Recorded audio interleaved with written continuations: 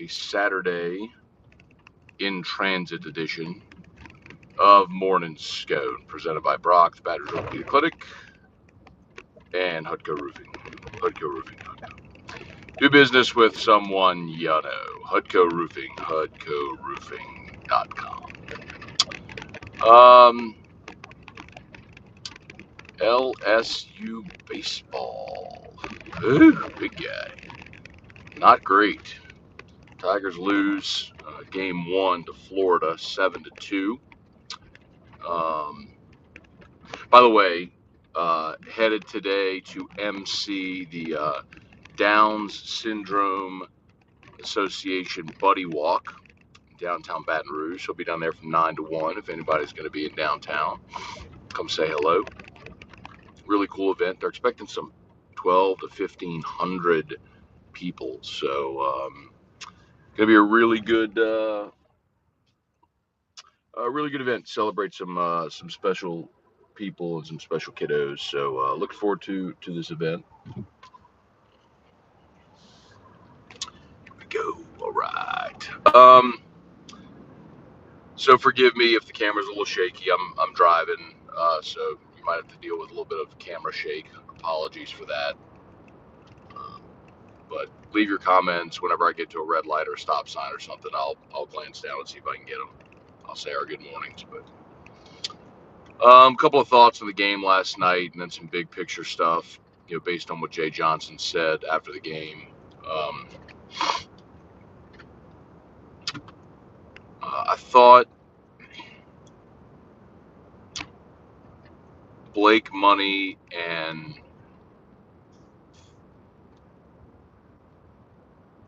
for 4 innings, and actually into the 5th, which we'll talk about, gave his team a chance on the road against a really good team and a really good pitcher. I mean, there's no crime or disgrace in losing to Hunter Barco.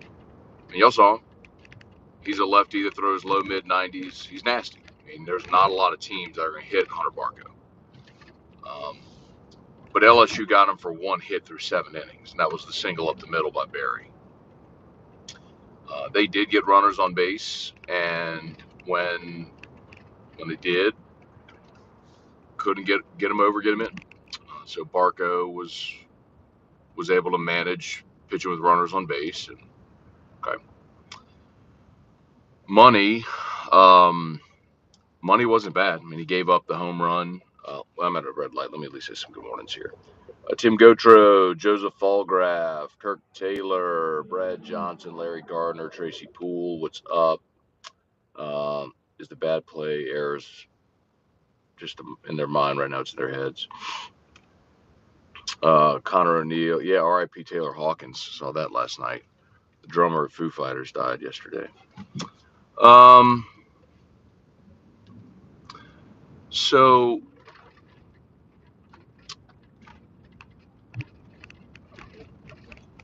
I thought Blake Money pitched okay.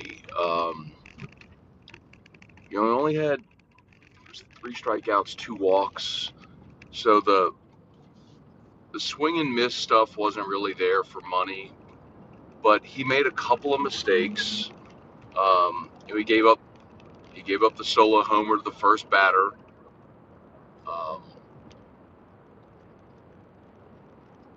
The second solo homer he gave up was on an 0-2 pitch, or 1-2. I mean, either way, he was either 0-2 or 1-2, and he was trying to throw it off the plate, missed his spot, threw it belt high, and the kid crushed it. I mean, you can't do that against good hitters. They're going to make you pay. But that happens. I mean, they're college pitchers, and even good ones make a mistake. But you're down 2-0 going into the 5th, and if you can get Barco's pitch count up and get him out the game, you still have a shot. They get in the 5th, and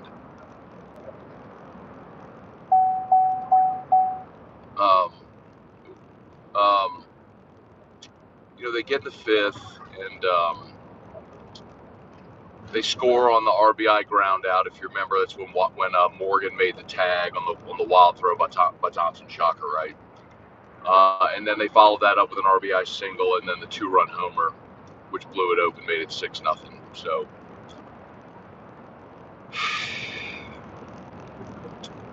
I think if Jay felt like he had a really good option, he might have been able to go to it in the 5th to stop the bleeding there. But Money's got to make some better pitches in those situations. You got to get more than 5 out of your Friday night guy. Looking for a positive, Bryce Collins came in again, back-to-back weeks. Extended last week. He gave you 4 shutout innings after Money. Last night he gave you 3 shutout innings after Money. I mean, I don't know if they're considering starting Bryce Collins, but that's a guy that that Jay knows well. Had him at Arizona last year, and need to check his season stats, but his last 2 outings have been really good. I mean, if you're looking for answers, that's a guy that's been good.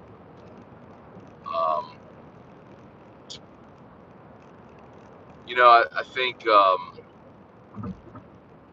I understand we're going to talk about pitching and defense because everybody wants to talk about pitching and defense, but he had 2 hits last night. You had 2 hits.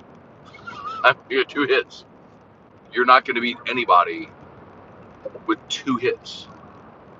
I mean, yes, the pitching is a concern, defense, all of that stuff, which we've talked about a good bit. But, man, 2 hits. This lineup with Cruz and Morgan and Doty and Berry and Dugas, and you got bats galore in this lineup to 2 hits. And I get it. Marco's a stud. He's awesome. Everybody's got one on Friday night. 2 hits is for this. 2 hits for this offense is inexcusable. I don't know what that comment just said, but it said, let's look at Jason Kelly. I'm sorry, but the homer that or 2 of them that Money gave up on 2 strike counts, that's on Money. Well, you can't throw it belt high. No pitching coach calls belt high fastball. I mean, Money missed a spot. He was supposed to throw it off the plate. He didn't. He got way too much of the plate against good hitters. They crushed him. I mean, you got a hitter in a defensive mode, ready to swing, and you put it over the plate. He crushed it. That's not the pitching coach. That's on the guy throwing the pill. Get it off the plate. I don't know if that was your comment, but it kind of looked like it.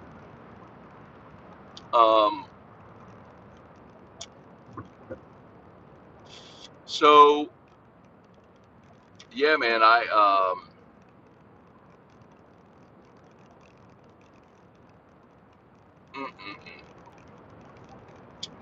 just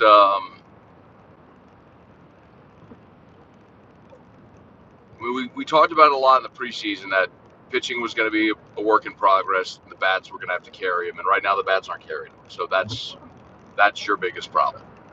Is there's no quick fix to your pitching problem. There's no quick fix to your pitching problem. So you got to win in other ways. You got to hit the baseball, and you got to be better defensively. I mean, the fact that we saw in the same inning Jacob Berry and Jordan Thompson drop a pop-up. I mean, you should have been out of that big inning. I mean, the fact that Money gets a pop-up, maybe Collins was in there by this point, but he gets the pop-up, catcher has a beat on it, Berry calls him off, takes his eye off the ball, and drops it. And then, no, that wasn't the 5th, because that's where they scored on the infield fly. So there's an infield fly, and Thompson drops the friggin' pop-up right on the shallow grass. And the run scored, but the batter was out because they didn't feel fly. It's almost unfathomable. how bad they are defensively. So if you missed it, I did last night because it was Friday night. LSU was getting their tail kicked, and I had nothing better to do. I went back through LSU stats archive and looked up the fielding percentage for every LSU baseball team for as far back as they recorded stats, and that's as far back as 1970. Well, it's 1977, but they didn't have fielding statistics in 77 on their season stats. So 78 was the last season that I saw. And that wasn't on Cortland. That wasn't on McManus. Barry called him off. McManus threw his mask, did everything he was supposed to do in that pop-up.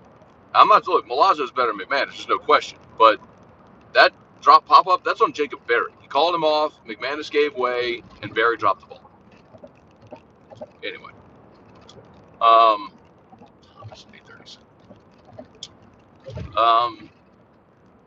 So I went and looked up statistically. Remember, we talked about this as far as fielding percentage. And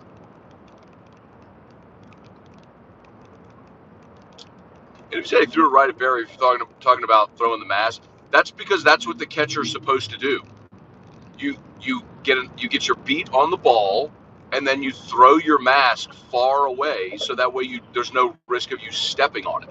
He technically did exactly what he was supposed to do. Berry should have gotten the hell out of the way, but instead he called him off. That was on Berry. That was not on McManus at all. McManus did exactly what he was supposed to do in that play. Kids say he threw it at Berry. He threw it away. That's what a catcher's supposed to do. They teach you that when you're 8 years old. Hold your mask until you have a beat on the ball, and then throw it far away, so if the ball changes directions, you don't step on your mask and break your friggin' ankle. He's not considered that Jacob Berry's right there. Anyway. So I looked up the fielding stats all the way back to 77.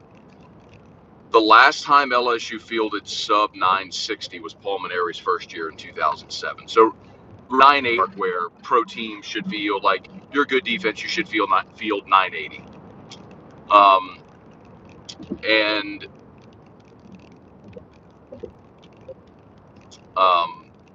LSU, I need to check after last night, but yesterday they were 951, dead last in the SEC, by far the most errors in the SEC. I think LSU went at yesterday with 32. The next closest was Ole Miss with like 23, maybe.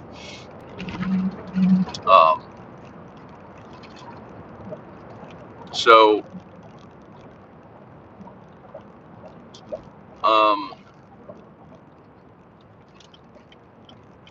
Maneri's first team in 07 fielded in the 950s, and they were terrible, and they missed postseason.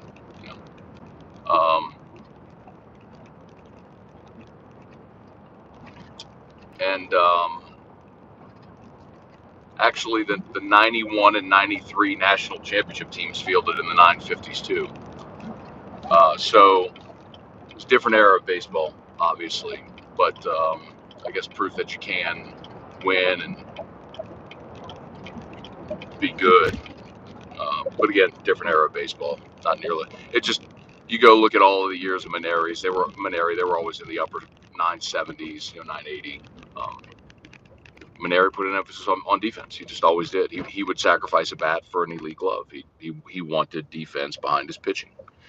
And LSU struggling with that right now. So let's see.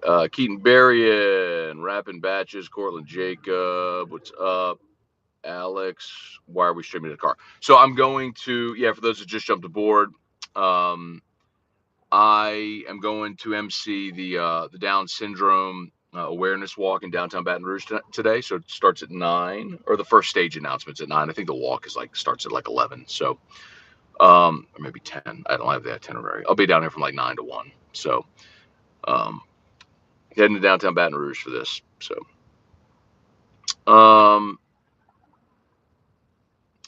So, anyway, see if they can get on board tonight or back on track today. Carly Cat, what's up? Edward O. Michael Castello. disappointing, but the defense has been worse than the pitching. That's true. Um, the defense has been awful. There's no defending that. But they also don't. Here's the problem that LSU has. Terrio did talk about this. If y'all caught him yesterday on AFR, he said he's right. One of the big problems that LSU has right now with its staff is everybody's kind of the same guy. They're all just stock right-handers, which is what they are. I mean, they're upper 80s, lower 90s, stock righties. I mean, except for Gervais, who's 6'10", so you get a little bit of a different arm slot. And now Riley Cooper. I mean, the reason they keep going to Riley Cooper is it's something different.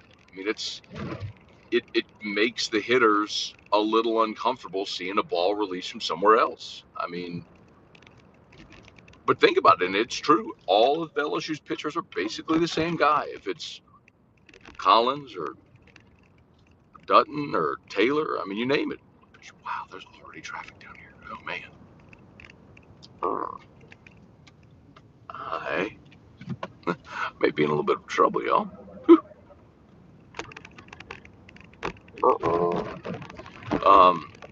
Got my first stage announcement in 17 minutes. I got to park downtown and get to this thing. Anyway. But yeah, so like, one of the points Terry made was about losing Javen Coleman. He's right. I mean, Javen Coleman was a lefty who could start for you, who could give you middle relief, could finish games. I mean, a really talented arm who, wow, what's going on down here? Oh, there must be something going on at the River Center. This can't all be for this walk. Okay, there's something going on. There's like a cheerleading thing or something. Anyway, oh boy. So anyway, that's what losing Javen Coleman was such a big deal, because it was another arm that it was a plus arm from the left side. So look different from what you had with everybody else. So I don't know, y'all. It's a long season, but the SEC is a meat grinder. I mean, everybody's good. A&M took 2 or 3 from LSU last week. Y'all saw that, and they lost last night to Auburn. And Auburn's been one of the teams that's kind of struggled this year. A&M lost in extras to Auburn last night, 6-5. So, you look at that two ways. I mean, say that it's a meat grinder and everybody's good, and you can lose to anybody. The flip side of it is you can also beat. Oh.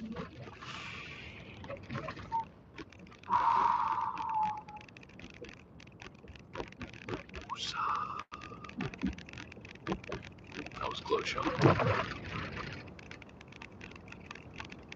I almost had to kill somebody. I would have strangled him, I promise. Anyway. All right, I'm going to shut this down. We shut this down, find a place to park down here, and get ready for this event. So if y'all are coming down town, we'll see you down here. Down syndrome, the awareness, the buddy walk is down here today. So 9 a.m. Looking forward to it. Be down here 9 to 1. First stage announcement. The welcome is at like 9, but then I think the walk itself is like at 11. So anyway, okay, y'all have a great day. Appreciate y'all for watching as always. Smash that like button, and we'll catch up on flip side. Peace.